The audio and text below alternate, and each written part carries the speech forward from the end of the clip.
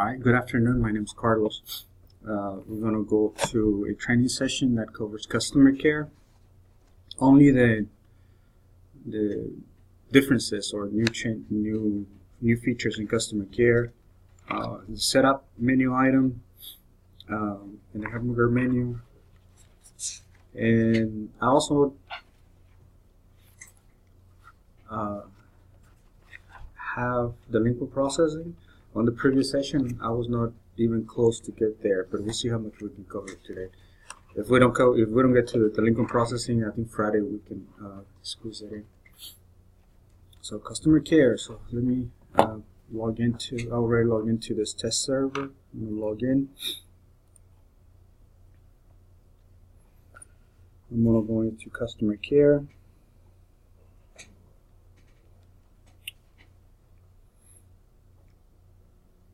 This is coming up. Let me pull this up and I pull this customer care. Okay. Pull up an account. Okay, search functionality. Most of our clients know about the Rolodex search, and that's several of our clients probably this is what they use the most. And from here they know they can do name. By clicking that name, account, service address. That's probably all they know.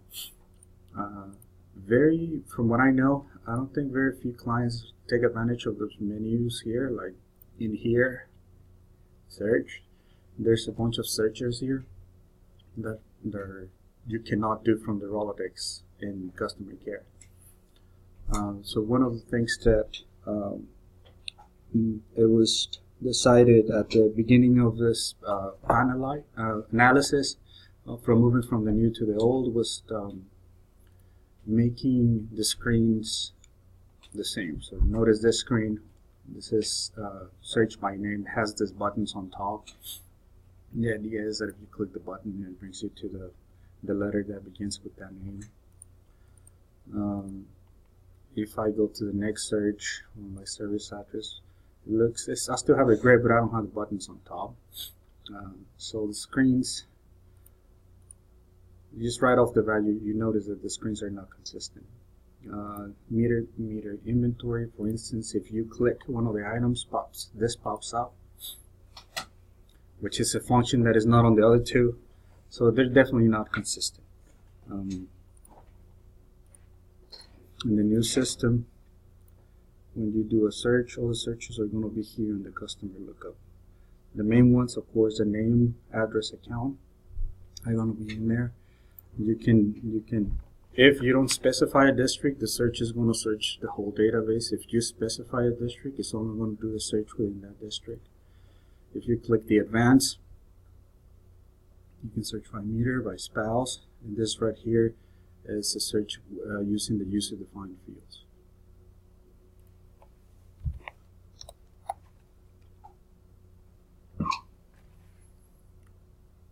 Let me pull up an account. So searches, or the search is now called customer lookup, the window, and it's more consistent than the old version. Records, moving to the next record on the customer care, in the old customer care. Moving to the next record, we have these two arrows moving back and forth, and it's set to move to the next record by account number order. I think only a few clients like Northeast has it set up to go by I think route maybe.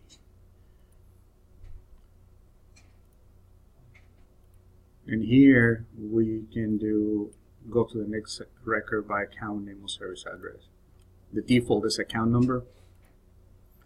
So notice here, as soon as I go, it just goes to the next account.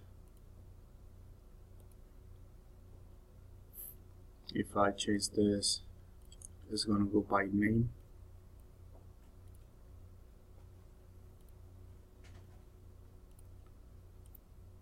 And if I select service address, it's strictly going to go by this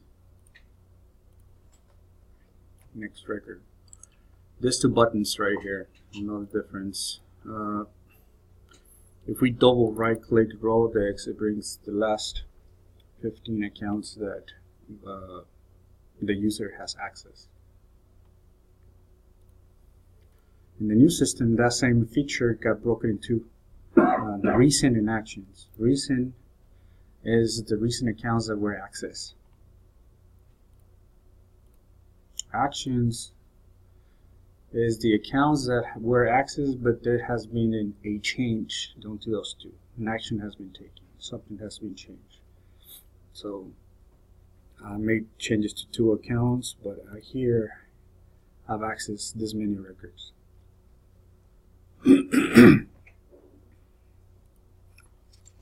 Let's go into the grid. Let me show you a few things in the grids that well, Sonny already talked about the grids, but he didn't mention a few features in the grid. I think he mentioned that you can export to Excel. You can also just copy. If you click on copy to a grid, it puts it here in the grid. From here you can just Control C, it tells you right there, Control C, or just right click and copy, and then you can just go ahead and open your notepad and paste.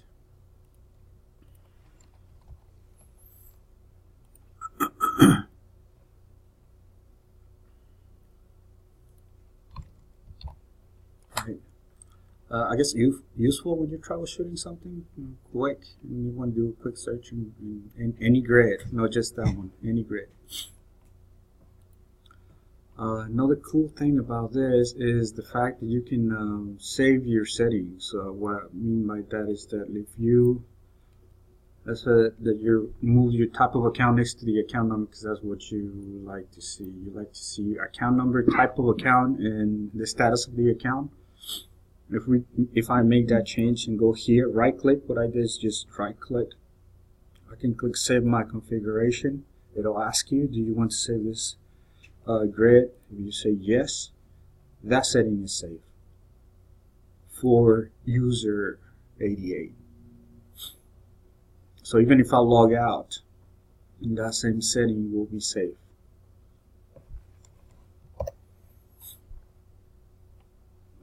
Another thing that you can do here is sort. Let's see status. Sort group by status. Useful when you're doing a search and you want a group, just to kind of, let's say if you know you're looking for something that starts with a C, and specifically you're looking for an old final. When you get all the results, you can sort, and then you can see, okay, here's my sort, my group, and then just look in that group of finals. So that's a handful of all finals, connects. There it is, only 2 connects.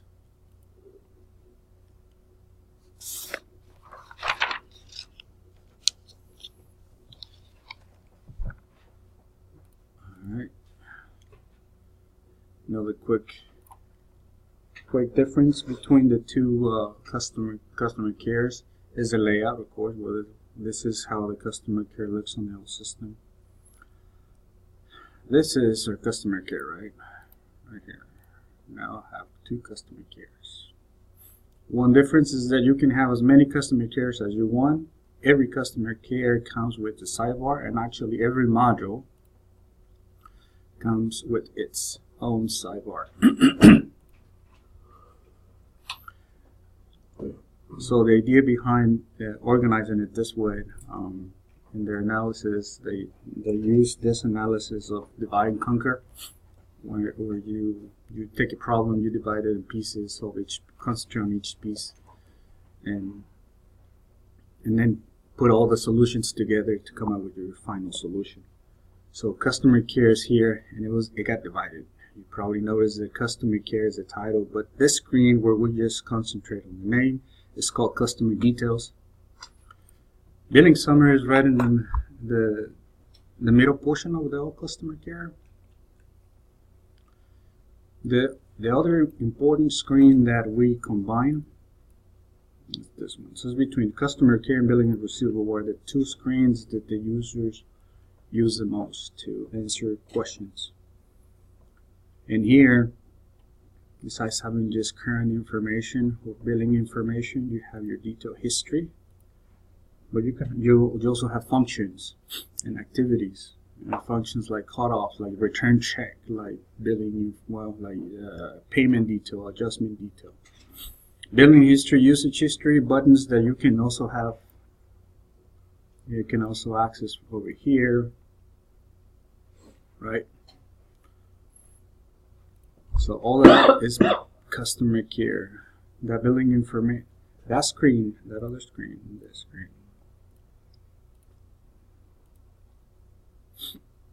What we call the billing information is divided into several pieces. Hopefully that make more sense to the user. Account summary. When I click on account summary, billing information is this one, where I can see my arrears, current payments, adjustment amounts under account summary. My transaction options. That's where I can find my return check, my payment detail, my adjustment detail, my usage and history. Is where I can find my detail history. Okay, so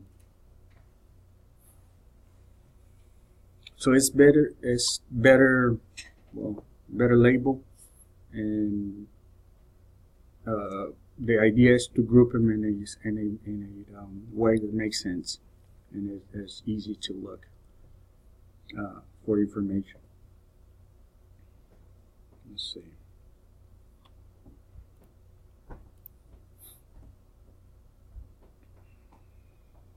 Talked about billing information, billing history. Okay.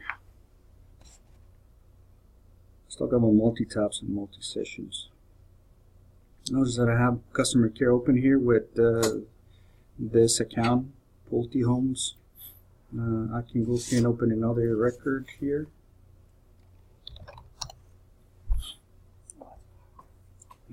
Here's another record. Okay, so just these two right here. I just opened two tabs. If I wanted to do that on the old system, here's one session. Where's this thing? And if I wanted to open another account, but I didn't want to get rid of this record that I have here in front of me. Let's bring some, see if there's any usage history. Okay, let's see that I need to have this up. I will have to go to my desktop, click on my icon, open another session. Log in, of course.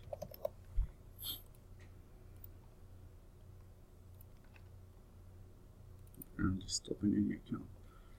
And then open another account to answer questions and go back and forth. Many clients do this. Clients that answer phone calls and are responsible for close that, they have the tendency to have at least two sessions open. If a client has cash collections, they usually have two sessions open. They have cash collections and customer care. The issue with this is that it uses licenses. Task manager.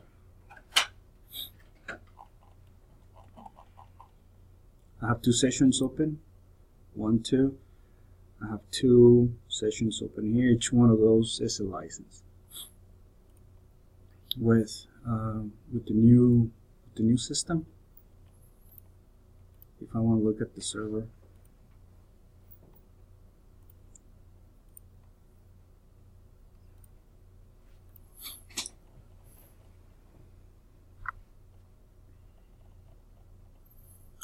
that uses this session here, OpenEdge App Server, but it's a multi-thread.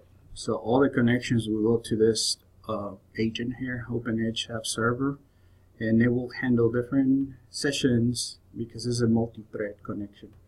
So the benefit is the performance. The tasks, I think Sonny touched about this on his session. Anything that is over 200 minutes, seconds, sorry, 200 seconds, it's assigned to a different OpenEdge session here, task. is handled by this OpenEdge character client, and all the tasks will go here, like the reports, like the posting of pack files. That, and besides posting, they have to send emails. That will go in here because that definitely will take longer than 200 seconds. So they're separated. Anything that has to do with updating a record will go here, or open different tabs will go into this multi-thread. Everything else will go into this OpenEdge character client.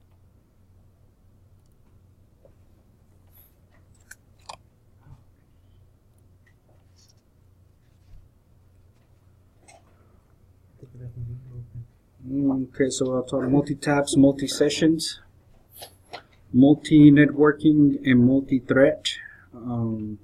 Multi-networking, you're using licenses every time you open a session, and here you don't use a license. And I can have as many tabs open and open as many records, and it's okay. Backward chaining and backward navigation. No, breadcrumb navigation. So in here,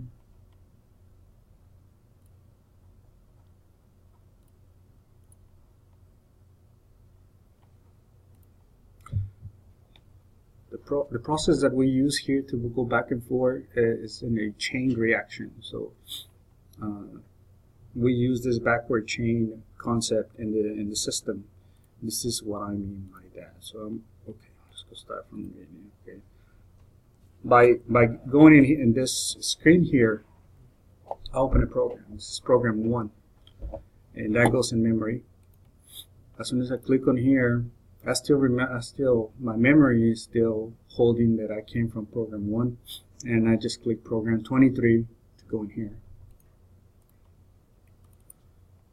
As soon as I go in my work quarters, I just open another program. This is an SO0002 program. As soon as, let me just create one. I don't have one. Okay. So as soon as I went to each one of those buttons, actually, that is the program, right? As soon as I print here, that calls a program. Right? As soon as I exit here, now watch this. Notice that it blinked. It doesn't really take me back one step. It just blinks real quick and it goes back to the beginning. Okay, that's because we can only stack so many things in memory. Progress by default stacks an amount of information, and they leave it to the programmer to handle how much memory you want to stack it. If you start connecting a lot of programs, you surpass the default, and then you have to manually tell the program, well, that's okay, allow a little bit more memory to be stacked. Okay, and WebDB. And WebDB, well, in the browsers, there's a new way to handle that, going back and forth. Those are the breadcrumbs. Miguel and Sonia have talked about those. I just need to have an account here.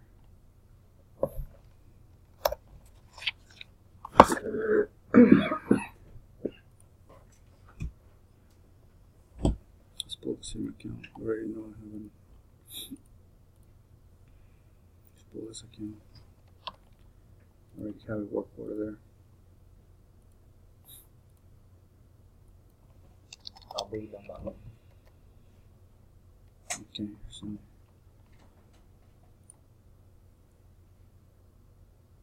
okay. As soon as anytime there's a program needs to do another activity, you want to see a breadcrumb in here. So you see that I came from customer care and I'm in work orders. If I do something else, now I'm going to the work order print screen, and in here I can, well, first of all, I can easily see where I'm coming from, where I'm going, and I can easily go back.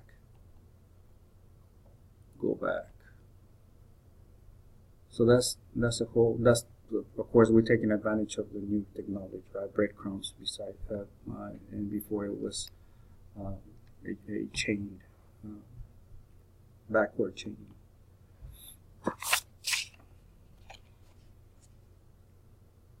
Okay, I'm gonna try to demonstrate multitasking. So let's see. Illustrate. I'm gonna try to illustrate. Google Chrome. If you hit F12 on Google Chrome, you get this DevTools. Okay.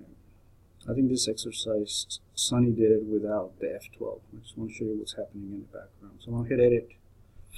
I'm gonna change. Let's change here.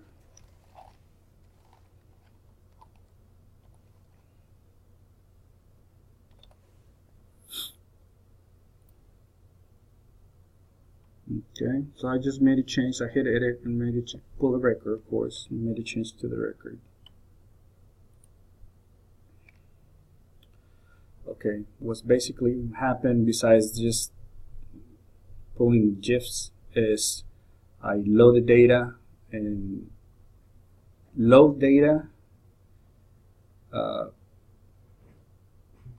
and get my results, and everything takes milliseconds here. Let's see, go here. Now I want to do a report. Now, what I just did, the step that I just did when I opened a record, made a change and hit edit, just went into this multi-thread, into this stack of memory. This here, let's run a report here.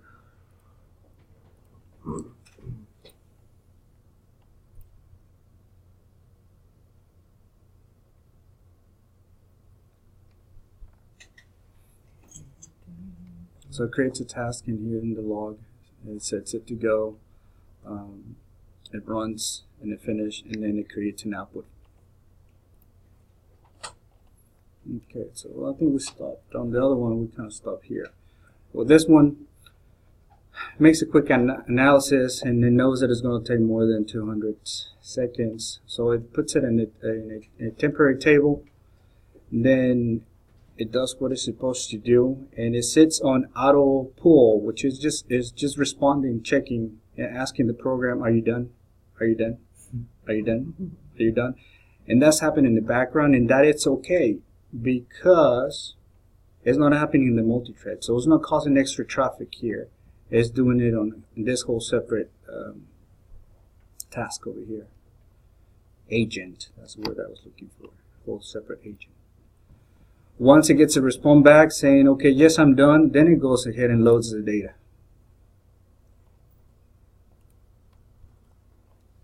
Okay, so that's a quick illustration of what's happening in the background between the two types of tasks. My page number 3 is just backpacket knowledge. I mentioned some of the words that I mentioned was breadcrumbs, divide and conquer concept, and multi-threading computing. So that's, I have some actually you can just Google it, but I have some links that are pretty cool to know. Alright, let's do the setup. I think I'm doing better than last time. Going a little faster. Might be able to cover everything. I'm not joking as much though. Nobody laughed at my jokes, only Miguel. Yeah, you made a joke?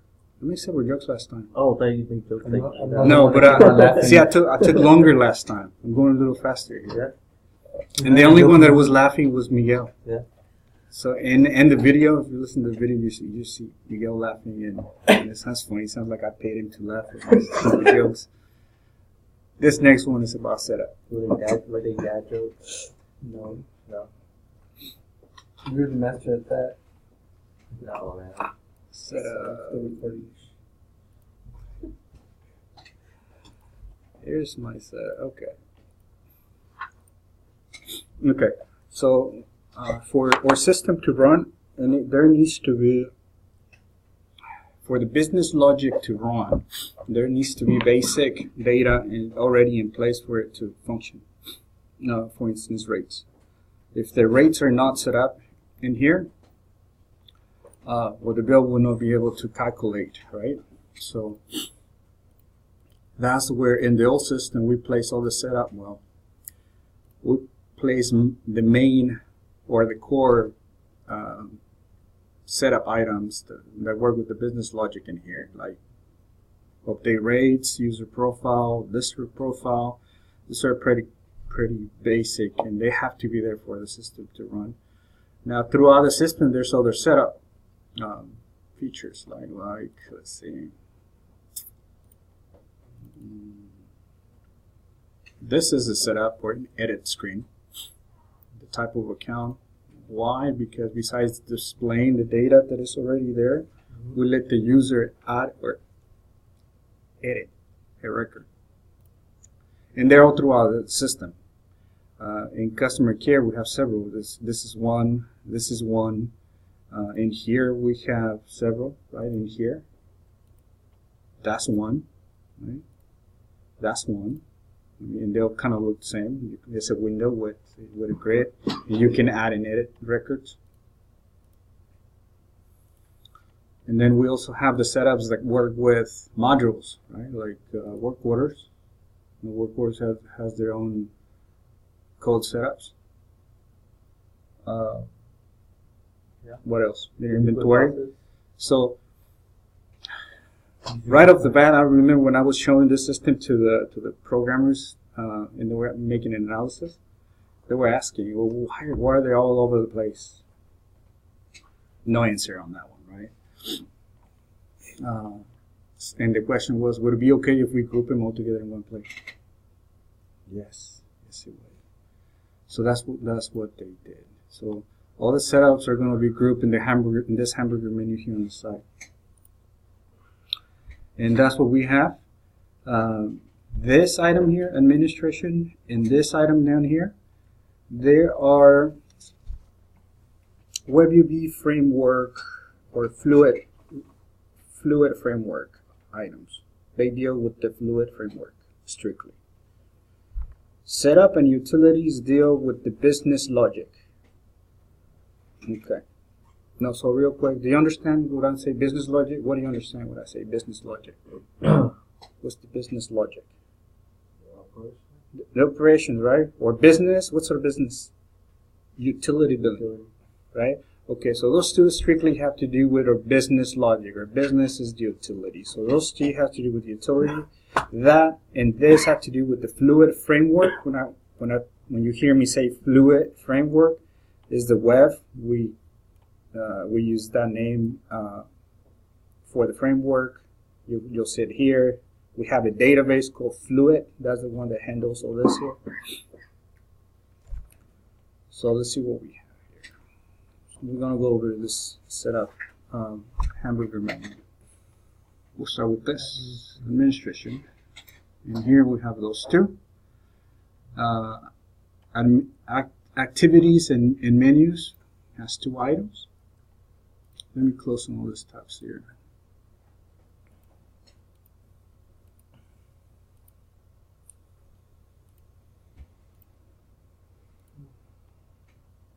Activity definition maintenance. Okay. And here, activities and definition maintenance. Every time you hear the word activities in this software, activity is anything that makes a function in the system. I guess we can call that a program. A program is an activity. Yeah, that would be good. So let me search for about. Okay, about view. Remember, I think Sonny went through this real quick. A quick reminder. So that would be helpful. All the programs in here where they are. I think Sonny covered that, and they'll mostly .R programs mostly start with WBEs. The majority of them start with WB and their .R programs. In the new system, we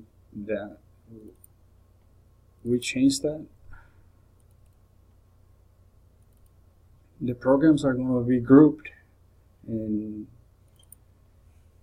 folders with names that kind of make sense, like billing, return, submenu.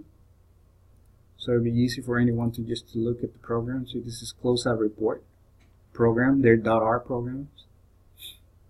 Okay. Nice. So about is a program. Okay, about view. About view, I'm going to click on this program. This is the program that handles this here. System information. That's the program that handles this little window right here. Okay. If you have access to, let me close this. So if you have access to the hamburger menu, administration, activities, activity definition, you can make changes to programs. Let me show you. So I just call that a about program, right? Okay, here's the about program. This program has two tabs, the detail tabs, which is so you just basic details, service details, some sub keys, and the UI definition. This is show you the actual JavaScript of the screen. So you can go in here and say, okay, you know what? I'm looking at this window here. Oh, Yes. See how this label here, name, this is, I can see right now, this is my name, this is my label, this is my title. It tells you there, it's my title, WebV, so it's making sense. I can see that that's my title right there. Okay, so let's do this. You can do it, to Carlos. Yeah, you can do that. So is this like if you do this? Okay, so this came on one of the first sessions that we had with the team in Australia and the sales team, saying that the users would like the ability to customize their menus. So what kind of customization? We'll change the title of a report, or change the title of a menu, change the color, and yes, so they say yes, that can be done. So this is how you do that. Go in here, make that change, save it. What other change can I do here? If I go to details, it takes a little while. If I go here, let's go there. Save.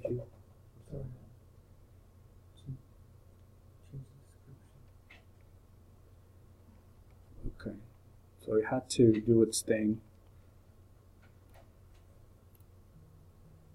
Okay, so it changed system information 2018, WebV 2018.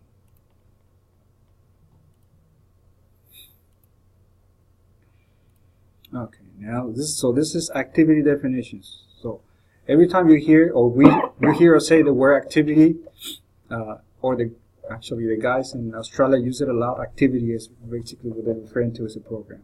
Well, this is an activity.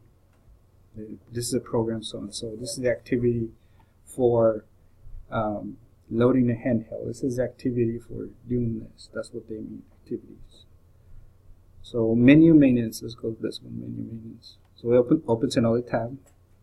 I'm going to do fine. Okay, let's see. The easiest way to explain the screen is to do this. Okay, so when they started converting this, they were really into grouping and preventing duplication and getting rid of duplication from the old code to the new code.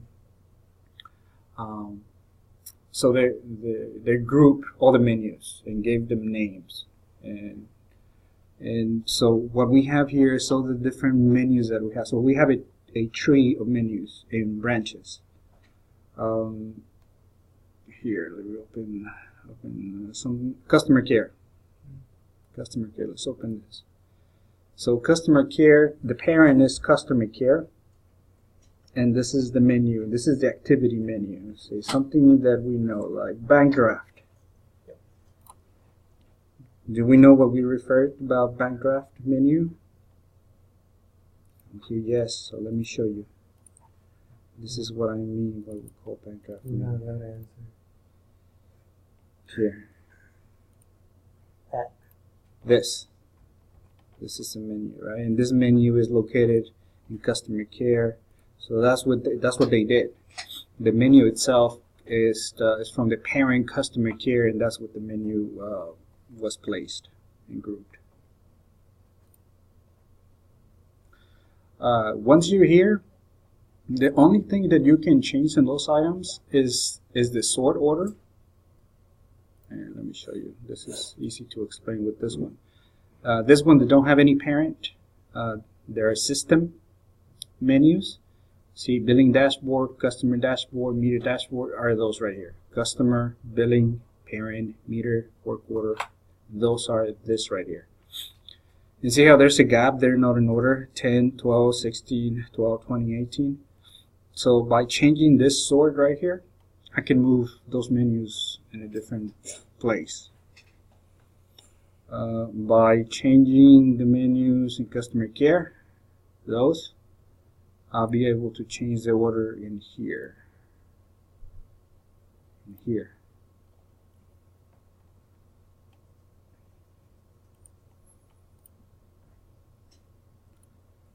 Okay, so let's go back in there.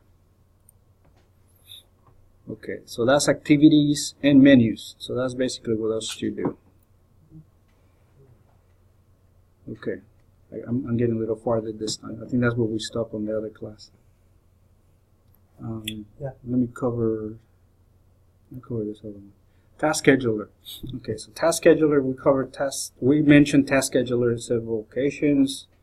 By now, you know the task scheduler is call anytime a task it takes takes longer than 200 seconds. Mostly reports or things like closeout or posting log boxes. It's not just posting; it's sending emails and generating a report. So every time I run a report.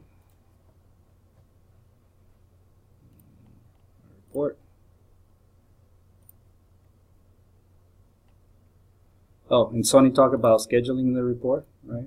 You can schedule a report. So if you run a report and you decide not to print it, let's close this, do something else. Let's close it, print it later. One of the things that you can do, well, you can also get to that same menu item from here, task scheduler queue. You can right here go straight to the task scheduler queue. That's the same thing as going in here. Task scheduler and click on this task scheduler queue. Same thing. From here, it'll show you all the tasks that you've done. When I say you, whatever user you logged into.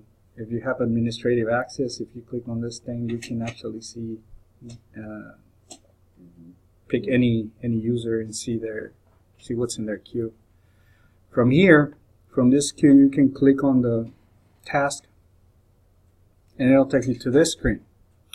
This screen will give you details on the task. It'll show you the unique ID.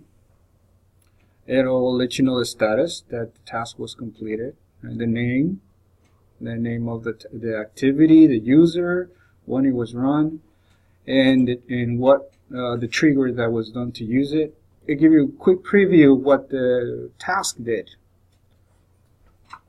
So on here you can see that the task, it was run for district 26 on service 2, rate code no, account type 1,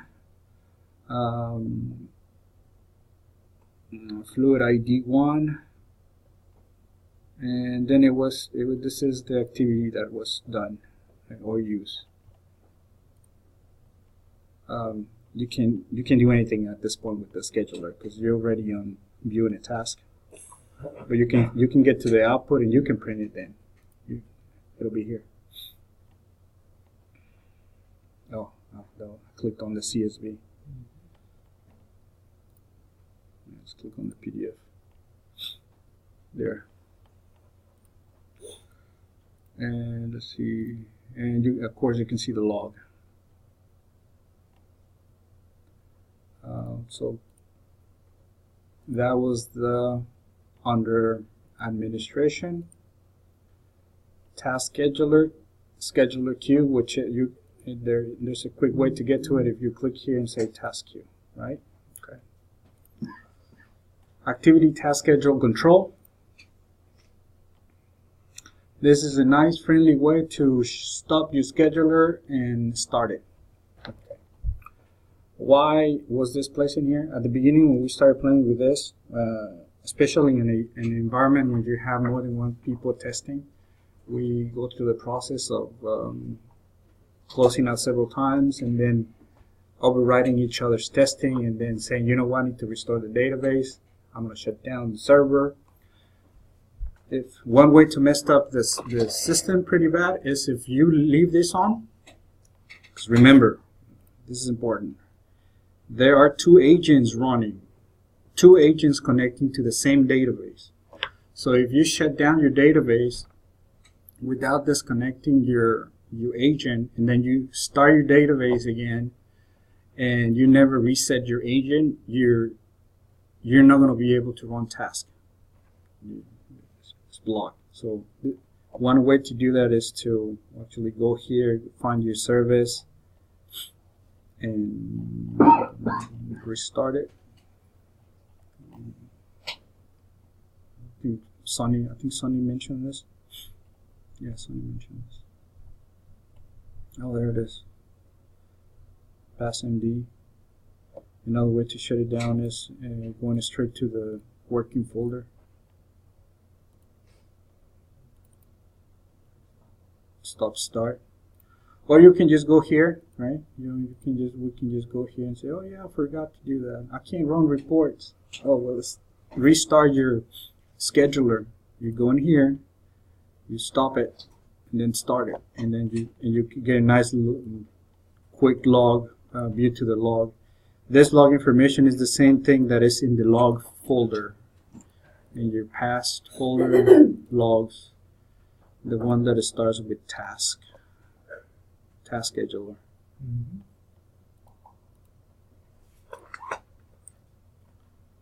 Activity task schedule data purge and state data purge archive. Okay. Both of those screens look the same. One is used strictly to archive, so it's always default to archive. Will always archive, so it defaults to archive. The other one you can use to schedule a purge. And now let me go back to my queue here. See this here, this two, clean fluid state or clean task scheduler. Those are in this server and server WebUBO2. I have this to clean up every 30 days. So starting today, it goes back 30 days, and anything older than 30 days will be deleted. That's one of the reasons that my schedule looks clean. It's getting clean. We have not really decided what to do on the customer side. That was one of the first questions. How often you want to clean this? We don't know. We need to decide that when we install this.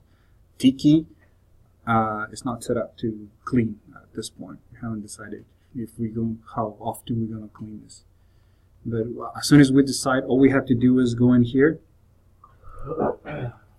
when the data purge, and right here where it says cut off, we need to do at today in a number so that it looks like this.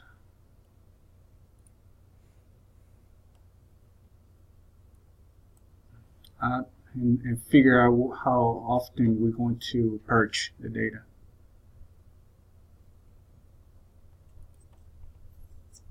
If we were to archive, where would it archive to? In the fluid database. Right. Oh, okay, that's a good question. Here, so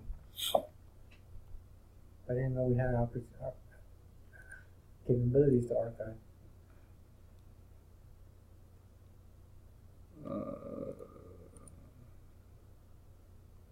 Where's the one that I had open? Oh, here, this big one. Here, right here.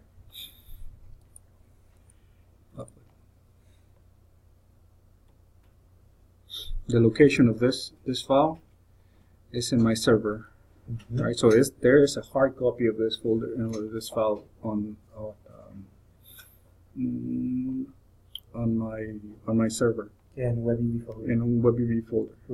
Reports WebUV. I don't know, because I know it's going to delete the record on the fluid database. I know that this is going to be deleted. I know that for sure. This gets deleted. What I didn't go back and check, see if the file itself, the file itself is located in the WinUV reports. We have a WebUV folder, and this is where all the reports are located. But I don't know if it deletes the actual physical file. I guess that's something we need to check. Okay. That's the archive, or is that the purge? That's the purge. Okay. Archive is always on. So that's my hour. I guess I'm gonna stop here. I didn't finish this. This is kind of where I stopped on in the first class. So I studied to finish this hamburger menu and cover delinquent processing. But we're gonna stop here and open the floor for questions.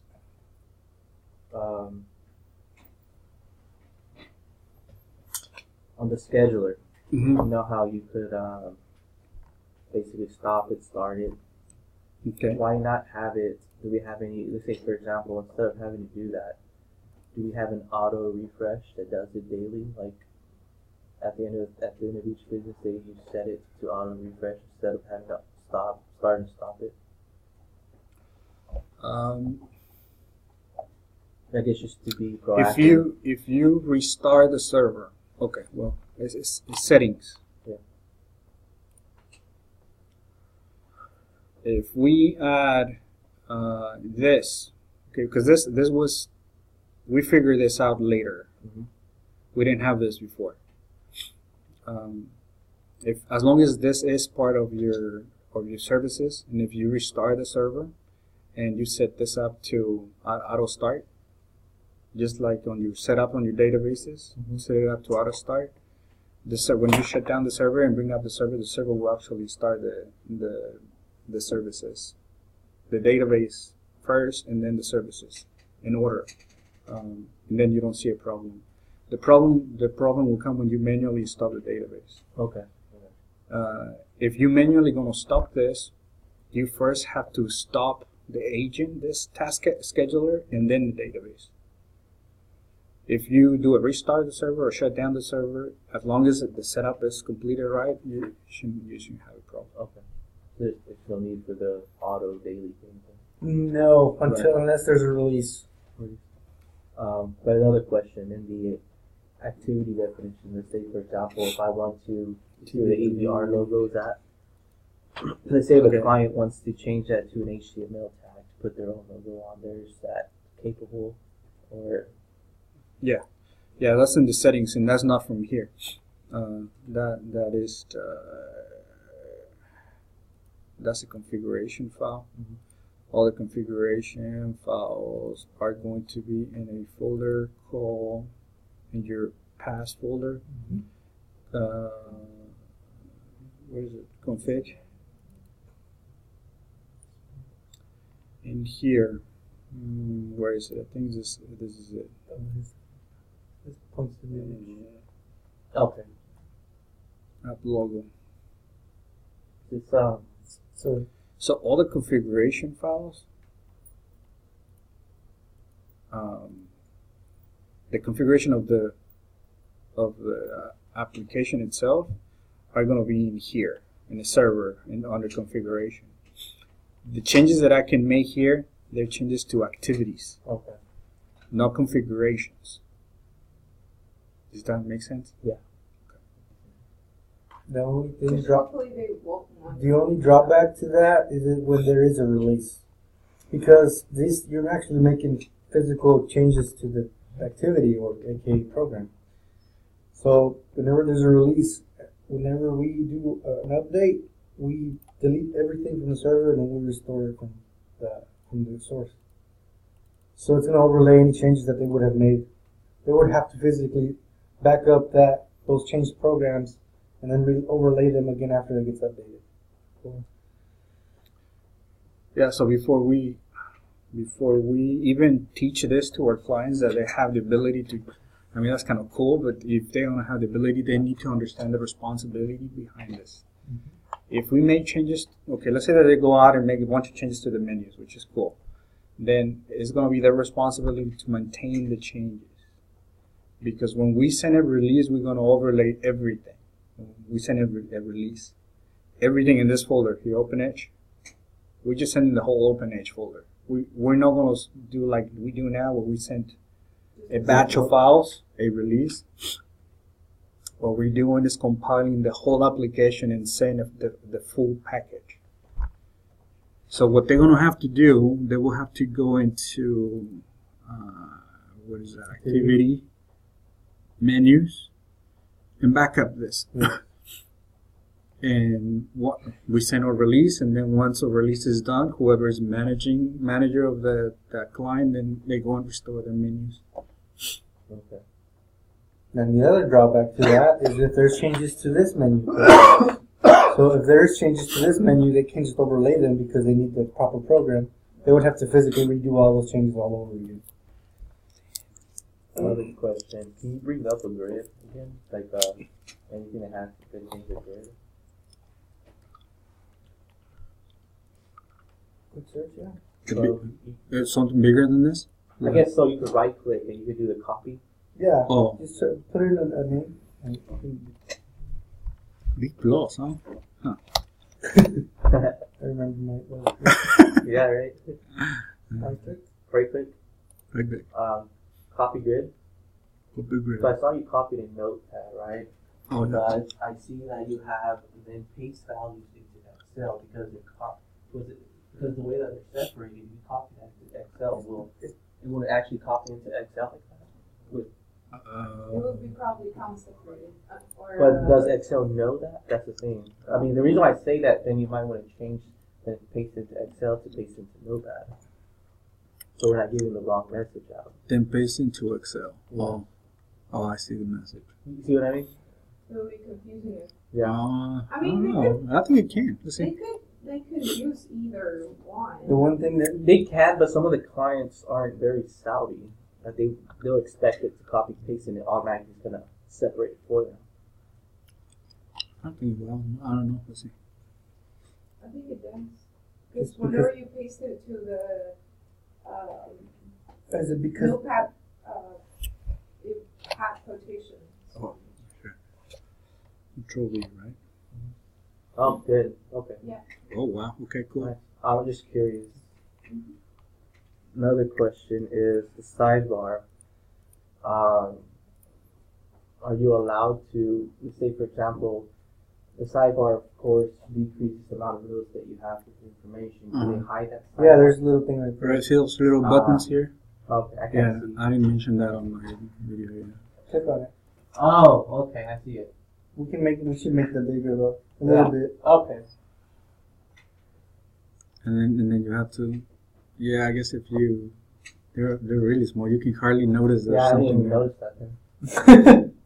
Yeah, it's where you pretty can small. hide it, right? It's right, those little dots there. I think it's fine. You think so? Yeah. I complained about that a while back. Yeah. That's just me complaining. Well, I mean, I guess if Deborah or Marianne is looking at it, Marianne's gonna call Carlos to go to her office and lock him in a room to fix it. Just change the activity, man. Increase it from 0.5 to. No, you can. I was thinking you can manually, make this little thing No, wider it makes than. it bigger. That's it. Cool. What else you got? Session IDs. You know how, for example, if you have 2 or more ABRs open, you're depending on what your license, right? How many you're able to have open, you use the resources. In WebEV, of course, you have the multitasking. This was done so that we don't utilize all the resources. Is that correct? Yes. Yes. Okay. Yeah. And actually, that's progress. Yeah. Technology. So They have to come out with a different way of selling this. where's Because this of thing? that. Now they're not selling it by license because it's a little more difficult. I think it's per user that they're doing. I think it's So they're good that they're doing that. threading. So what they're doing is just using one agent, and the agent just threads. Okay, I think that's good. That's awesome. Can you The go to- database still behaves the same. I mean, the database still uses brokers, Mhm. so that hasn't changed. The database access still uses brokers. Now the agent, the one that receives the traffic, is handled here now as a this, thread instead of like this, like a whole CPU and memory slot per connection. do you know what, for example, go to using UVision, right? And the computer, you disconnect your power plug. You just logged in at normal disconnection. In the WebUV, we won't have that case anymore, correct? Or is there a way to log an abnormal disconnection? Like, is there a way to break it so we can log abnormal disconnection Like, inside? it's a good timeout. When like me disconnecting my cable and So, let's say, for example, you have your desktop, you log into APR, Mhm. and you disconnect it. Uh-huh. It doesn't go by the user number, but the progress, that unique number they give you inside the logs. Okay. When you disconnect it, you just had an abnormal disconnection, and it's going to show progress ID number, then under that, another line item, abnormal Oh, okay. disconnection. Well, in that scenario, there's really no a normal disconnection. It's just a timeout. Okay. Right? So in here, the difference between server and client. In a server and client, when you connect to the database and pull up an account, you're directly connecting to the server, making a handshake connection, and telling the server, I want to use this record, and the server says, okay, this is all yours. I'm going to lock the record so you can use it. And here, you request information, and you ask to fetch the information, and they send the information to you, and you hold it in memories. And the server forgets about it. He sends you something. He sends you a package. And he expects a package from you. It doesn't really care how if you send it fast or not. It's just gonna time it. If you like, if I leave my connection here and I just go to lunch, it's gonna time out. Okay. And this is not a bad, what do you call that? An abnormal? Abnormal disconnection. It's just a timeout. Yeah, that's good. Last question is the billing summary. Billing summary. I saw the yellow text in the middle. Billing summary. Flag probably. I'm not sure. You right there, Carlos. Yep. There we go. That yellow text in the middle. Oh, Nope. yeah, those are here. Where yeah.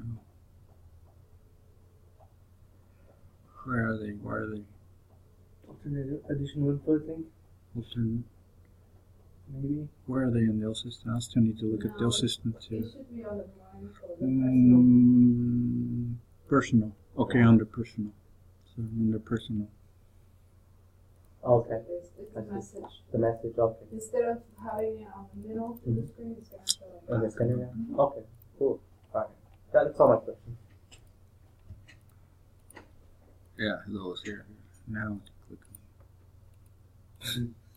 What about you? Do you have any questions? I like look. There. My flags and questions. Light it up. Look is like, just let me use it. Just let me use it. Put my hands on it. Okay, so let's stop the recording.